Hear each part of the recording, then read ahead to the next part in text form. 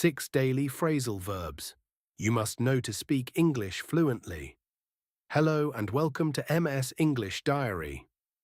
If you are a beginner, don't worry. This is the perfect place to start. Today we are going to learn something very important for daily English speaking. Phrasal verbs.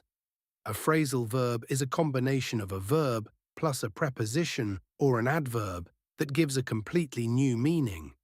Native speakers use them every day in real conversations, so learning them will help you understand English better and speak more naturally and confidently.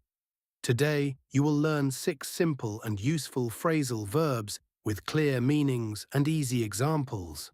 Let's begin. 1. Come on. Meaning, hurry or encourage someone or show disbelief. Example, come on, we are getting late. 2. Come in. Meaning, enter a place. Example, she knocked on the door and came in. 3. Come up. Meaning, happen unexpectedly. Example, something came up, so I cancelled my plan. 4. Put in. Meaning, add or place something inside.